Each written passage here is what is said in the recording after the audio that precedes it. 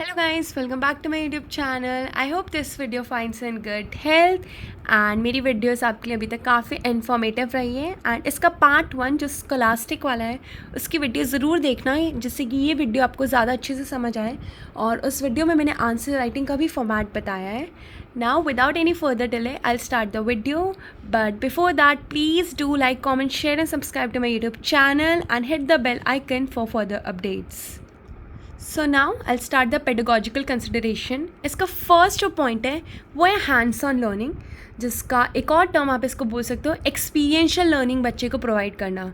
तो सब्जेक्ट्स जो टीचर हो, आप जैसे टीचर हो, वुड बी टीचर हो, फ्यूचर में जब आप टीचर बनोगे तो आपको सब्जेक्ट्स कैसे पढ़ाना है, सिर्फ चैप्टर रीड कर दिया, एक्सप्लेन कर दिया, that's not the right methodology.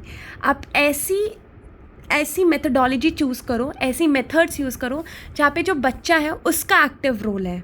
Subjects are taught using activities that involve student.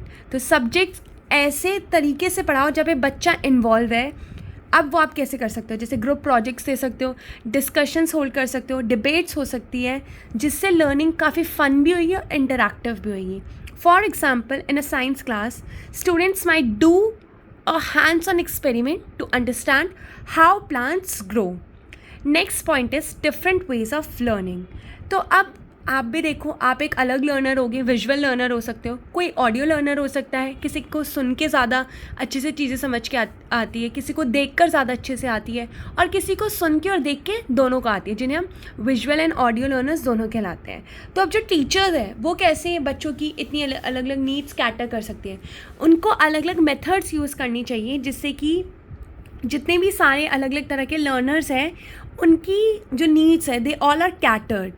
Teachers use different methods to teach understanding that some students learn best by seeing, others by listening and some by doing. Next point is, अब इससे point से पहले एक example बताना चाहूँगी कि history में कुछ बच्चे हैं जो कोई पर्टिकुलर टॉपिक रीड करके समझ जाते हैं, वेरेस कुछ बच्चे हैं जो उसी टॉपिक के ऊपर डॉक्यूमेंट्री देखते हैं और फिर उस कंसेप्ट को समझते हैं. Third point is focus on skills.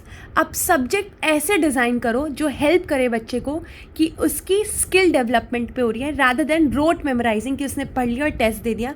वहाँ तक जो सब्जेक्ट है वहाँ तक लिमिटेड नहीं होना चाहिए. In fact it should focus on the skill development.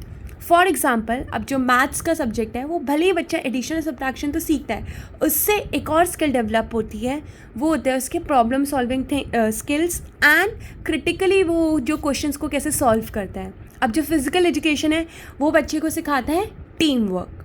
अब इसका एक एग्जाम्पल लेते हैं. In maths, student might solve real life problems like calculating how much paint is needed for a room rather than just doing worksheets. Next point, using technology. तो अब आपको पता है अगर आप रियल लाइफ में भी देखो तो टेक्नोलॉजी के बिना तो लाइफ एकदम इनकम्प्लीट, क्वेश्चन मार्क आता है.